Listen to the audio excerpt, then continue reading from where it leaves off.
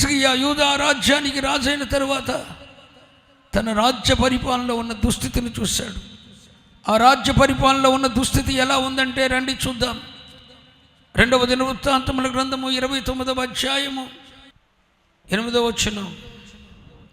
అందుచేత యెహోవా యూదా వారి మీదను యెరూషలేము కాపురస్తుల మీదను కోపించి మీరు కన్నులారా చూచుచున్నట్లుగా వారిని ఆయన భీతికిని విస్మయమునకును నిందకును ఆస్పదముగా చేశారు. చూసారా, వారి రాజ్యం అంతా భీతి భయం,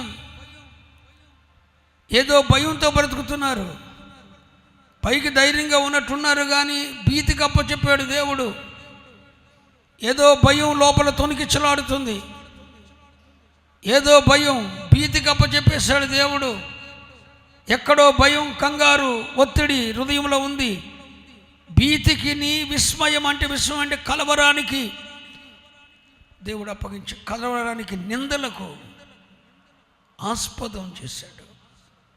ఇలాంటి పరిస్థితి నీ జీవితంలో ఉందా? నీ కుటుంబంలో ఉందా? ఈ భార్యతో సంసారం ఎలా కొనసాగించాలి? ఈ కుటుంబాన్ని ఎలా సజావుగా ముందుకు తీసుకొని వెళ్ళాలి? ఈ బిడ్డలలో ఒక దైవిక మార్పు ఎలా రావాలి? ఒక భయం, ఒక విస్మయం, ఒక కలవరం, అన్నీ మంచిగా చేస్తున్నా ఏదో ఒక నింద మీద పడుతుందా? ఎందుకు దేవుడు అప్పగిస్తున్నాడు? ఆ నిందకు గల కారణం ఏంటి? ఆ భయానికి గల కారణం ఏంటి? ఆ విస్మయానికి గల కారణం ఏంటి? దేశమంతా అలాగే ఉంది. హిజ్కియా చూశాడు, అరే దేశంలో ఎక్కడ కూడా సమాధానం లేదు. ప్రతి వాడి జీవితంలో ఏదో తెలియని భయం వెలువడి చేస్తుంది, ఏదో కలవరం వెలువడి చేస్తుంది, ఒక నింద వారి మీద ఉన్నట్టు అనిపిస్తుంది. అసలు దీనికి కారణం ఏంటి? హిజ్కియా ఆలోచించడం మొదలుపెట్టాడు. ఇంకా కింద పరిస్థితులు ఎలా ఉన్నాయో చూడండి. కాబట్టి మన తండ్రులు కత్తి చేత పడిరి. ఏంటి? ఇంటి యజమానులు దుష్టుని ఖడ్గం పాలైపోయారు. మన కుమారులను కుమార్తెలను భార్యలను సాతాను చెరలోకి వెళ్ళిపోయారు. ఇప్పుడు మన మీద ఉన్న ఇశ్రాయేలు దేవుడు అనే యెహోవా మహోగ్రత. అంటే కుటుంబంలో ఎవడు కూడా దేవుని ఆధీనంలో లేడు, దేవుని ఆధీనంలో లేడు. భార్యలు, భర్తలు, కుమార్తెలు అందరూ చెరలోకి వెళ్ళిపోయారు. సోదరుడా, నువ్వు మందిరంలోనే కూర్చున్నావు కానీ, సహోదరి నువ్వు మందిరంలోనే కూర్చున్నావు కానీ, నువ్వు సాతాను చెరలో ఉన్నావన్న సంగతి నీకు అర్థం కావట్లేదు. సాతాను బంధకాల్లో ఉన్నవన్న సంగతి నీకు అర్థం కావట్లేదు. తెలియని ఒక భయం నిన్ను వెంటాడుతుంది, తెలియని ఒక కలవరం నిన్ను వెంటాడుతుంది, ఒక నింద, ఒక ఆస్పదం. అంతేకాదు, నీ ఇంట్లో ఉన్న నీవు, నీ పిల్లలు, నీ కుటుంబీకులు కూడా సాతాను చెరలోకి వెళ్ళిపోతున్నారు. ఈ మాటలు చెప్తున్నప్పుడు ఒకవేళ నువ్వు అనిపిస్తుంది నేను దేవుని ఆధీనంలోనే ఉన్నానని, కానీ వాస్తవానికి నువ్వు సమాజ మందిరంలోనే ఉన్నావు కానీ, దేవుని ఆరాధిస్తున్నావు కానీ, సాతాను కట్ల చేత బంధించబడి సాతాను చెరలో 18 సంవత్సరాల నుండి ఉంటున్నావు అని నేను అనలేదు. ప్రభువైన యేసుక్రీస్తే ఒక వ్యక్తిని చూసి మాట్లాడాడు, అమ్మా సాతాను బంధకాల్లో ఉన్నావు నువ్వు అంటే. ఆ వ్యక్తి సమాజ మందిరంలోనే ఉంది, దేవునిని ఆరాధిస్తుంది కానీ 18 సంవత్సరాలుగా సాతాను బంధకాలలో, సాతాను చెరలోనే ఉంది. ఎంతకాలం బిడ్డలారా? సంవత్సరాలు దొర్లుతున్నాయి, నెలలు దొర్లుతున్నాయి, సంవత్సరాలు దొర్లుతున్నాయి. ఇంకెంతకాలం ఆ బంధకాల్లో ఉంటావు? ఇంకెంతకాలం ఆ బంధకాల్లో ఉంటావు? ఎందుకు దేవుడు నిన్ను బంధకాల్లోనే వదిలేశాడా? నీ భర్త నా వ్యసనాల బంధకాల్లోనే వదిలేశాడా? నిన్ను ఆ పాప బంధకాల్లోనే వదిలేశాడా? ఏమనిపిస్తలేదా? బంధకాల నుండి బయటకు రావాలని ఒక ఫీలింగ్, ఒక ఆలోచన లేకుండా బ్రతికేస్తున్నావా? ఇంకెంతకాలం? హిజ్కియా ఆలోచించాడు, అరే ఏంటి మా కుమారుడు రాజ్యంలో ఉన్న కుమారులు, కుమార్తెలు, భార్యలు, భర్తలు అందరూ సాతాను చెరలో ఉన్నారే. దీనివలన భయము, ఆందోళన కలుగుతుందే, కలవరం కలుగుతుందే.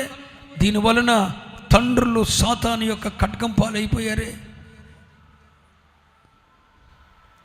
ఇలాంటి పరిస్థితి గల కారణం ఏంటంటే హిజ్కియా గ్రహించాడు, మన మీద దేవుని మహోగ్రత ఉన్నది. స్తోత్రం. దేవుని మహోగ్రత ఉన్నది. ఈ శుభవేళ ప్రభు నిన్ను అడుగుతున్నాడు, ఒకవేళ ఏ విషయంలోనైనా దేవుని కోపం నీ మీద రగులుతుందేమో, నీ మీద కోపించకూడదని చెప్పి తన కోపాన్ని అణుచుకుంటున్నాడు కాబట్టి ఇంకా మనం బ్రతికి పట్టుకడుతున్నాం. ఆయన వాత్సల్యత చూపుతున్నాడు కాబట్టి ఇంకా మనం జీవన విధానాన్ని కొనసాగిస్తున్నాం. అనుదినం ఒక చంటి బిడ్డల మీద తల్లి ఏ విధమైన మమకారము, బాధ్యత, సంరక్షణ ఇస్తుందో అలాంటి సంరక్షణ దేవుడు మనకిస్తున్నాడు కాబట్టి ఇంకా బ్రతికి పట్టకడుతున్నాం. ఆయన మన విషయంలో కోపమును రేపు కొనుక తన మహోగ్రతను అణుచుకుంటున్నాడు కాబట్టి ఇంకా సజీవుల దేశమందున్నాము. ఇంకా ఆయనను దుఃఖపెడుతున్నా కూడా దేవుడు మనలను చూస్తూ అలా ఉంచేశాడు. ఈ శుభవేళ ఒకవేళ నీ క్రియలను బట్టి, నీ ప్రవర్తనను బట్టి గడిచిన సంవత్సరాలలో ఎక్కడైనా దేవుని కోపం రగులుకుందేమో, నీ అనారోగ్యానికి గల కారణం దేవుని కోపమేమో. ఎన్ని నెలలు ఎంతకాలం నీ కుటుంబ విషమ పరిస్థితులకు గల కారణం దేవుని కోపమేమో. నీ బిడ్డలు మాట వినకపోవడం గల కారణం దేవుని కోపమేమో.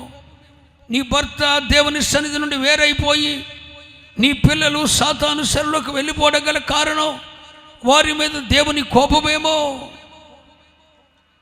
నీవు భయముతోనూ కలవరముతో బ్రతకడానికి గల కారణం దేవుని కోపమేమో. చాలా నష్టపోయావు. ఒక విషయంలో కాదు, చాలా విషయాల్లో నష్టపోయావు. అనేక విషయాల్లో నష్టపోయావు.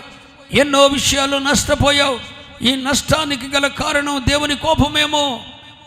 ఏ విషయంలోనైతే దేవుని కోపం మీ మీద రగులుకొని నష్టానికి దారి తీసిందో, ప్రతికూలతలకు దారి తీసిందో, భయానికి, కలవరానికి, విస్మయానికి దారి తీసిందో, ఆయా విషయాల్లో మనం అర్థం చేసుకొని ఈ మొదటి నెల మొదటి దినమనే మనము చేయవలసినటువంటి కొన్ని కార్యాలు మీతో చేయాలి. మీతో మాట్లాడుతున్నాడు దేవుడు. ఈ దేవుని కోపము మన మీద ఉన్న దేవుని మహోగ్రత సల్లారునట్లు అంటాడు హిజ్కియా. నీ మీద దేవుని కోపం లేదని నువ్వు అనుకుంటున్నావు. మీ మీద నా కోపం మండుతుంది అన్నాడు. నిజమే, కోపం మండుతుంది, కానీ అనుదినము తన ఉగ్రతను మన మీద రేపు కొనక తన కోపమును అణుచుకుంటున్నాడు. పోనీలే, ఈరోజు కాకపోతే సాయంత్రం కాకపోతే రేపు కాకపోతే ఇంకొక రోజు బుద్ధి తెచ్చుకుంటారులే అని మన క్రియలను బట్టి ఆయన కోపం వస్తుంది, కానీ ఆయన తన కోపాన్ని అణుచుకుంటున్నాడు. కానీ జరగకూడనివన్నీ జరిగేస్తున్నాయి. కోల్పోవలసిన వారిని కోల్పోతున్నావు. ఎవరిని కోల్పోకూడదో వారిని కోల్పోతున్నావు. దేనిని కోల్పోకూడదో దాన్ని కోల్పోతున్నావు. దేవుని సన్నిధిలో ఏ స్థానాన్ని కోల్పోకూడదో ఆ స్థానాన్ని కోల్పోతున్నావు. అన్నీ కోల్పోతున్నావు. దేవుని కోపం ఏమన్నా నీ మీద రగులుకుందేమో, దేవుని మహోగ్రత నీ మీద ఉందేమో.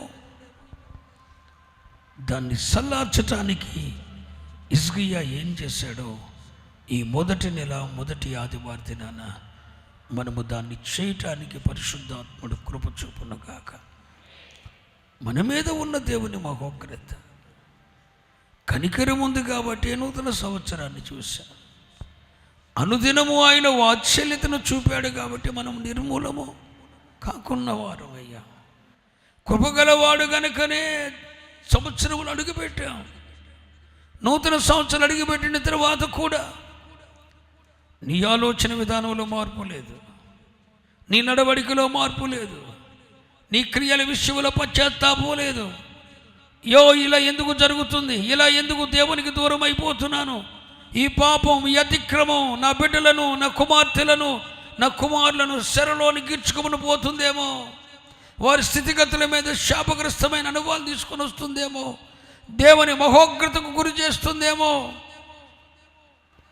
అన్న భయం లేకుండానే జీవితాన్ని కొనసాగిస్తున్నాం. ఒకవేళ దేవుని మహోగ్రత ఇప్పటికే నీ కుటుంబం మీద చెలరేగటం వల్లే ఆ ఇంట్లో అశాంతి, కలవరం, నెమ్మది లేని స్థితి ఇవన్నీ నువ్వు అనుభవిస్తూ ఉన్నావేమో. ఈ శుభవేళ గ్రహించు మనస్తత్వం పరిశుద్ధాత్ముడు దయచేయుగాక.